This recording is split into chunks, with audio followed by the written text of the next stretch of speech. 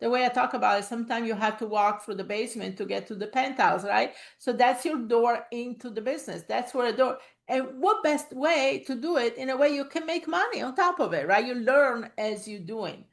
So the next thing you do once you're married to one strategy for now is choose the area.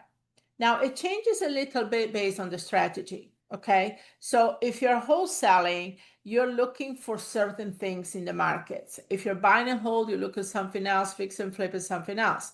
Now, let me give you a brief overview of doing this. So if you are wholesaling, first of all, who is going to be your end buyer? Think about that, right?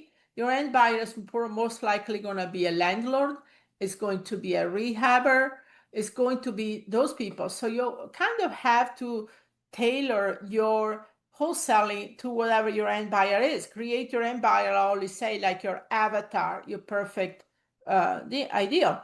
And then you want to do that in an area where there is supply and demand, where there are enough properties in inventory, where there is buyer's demand, where there are landlords buying there, where there are rehabbers on there because they're your end buyers, right? You're not going to sell to first-time owner occupants. That's not your end buyer. It might be some time, but not most of it. So you're looking for a healthy exchange of supply and demand where properties don't stay on the market too long.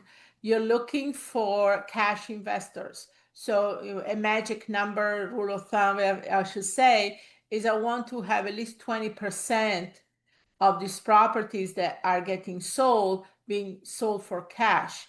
Now, keep in mind that sometimes cash is labeled as private money too, okay? So when a lot of the MLS, they don't market cash, they don't mark private money, they'll market cash, okay? But you want at least 20% of these type of fluid funds coming in and out. So supply and demand, low days on the market, 20% at least of cash buyers. How do you get this information? Well, there are a lot of tools out there, and the MLS, there's PropStream, there is Zillow, and there are other tools out there that really go into this type of data. Okay. Now, if you're doing rentals, now this one here, obviously you're going to tailor to your end buyer, Now, if you're doing rentals for yourself, you want to get into an area. First of all, ask yourself a question: what type of landlord do you want to be?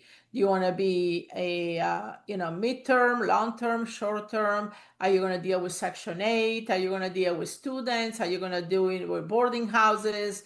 Are you assisted living? It's kind of a rental scenario. So what type of rentals do you want to work with?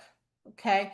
Then you're going to research the market for those rentals. Now, there are a lot of tools out there. A couple suggestions top of my head. There is, I would Google the landlord association in your area. It's like RIA meetings, but for landlords. So landlord association, that's what it's called. And then you can get a lot of information from them, and kind of get a vibe of what the type of lenders there are. There is a Rentometer that has a lot of good information about that. But then you decide on the area. So you decide on the area based on that criteria. Okay. What is the demand?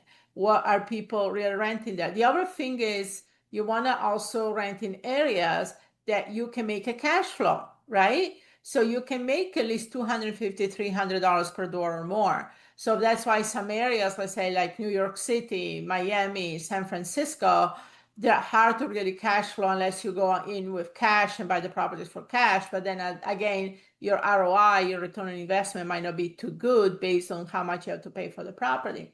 So you want to kind of research the area. My personal suggestion is rule of thumb, just buy something, going to area where you can get at least $250, $300 per door or more. Meaning if it's single family is one door, duplex is two doors, four family, four door. Now, we teach only about residential up to 4 units. I like residential property personally more. I like multi-family residential as far as rentals. That's my personal preference, because you don't put all your eggs in one basket, right? If you have more than one door. But that's how you come up with rentals.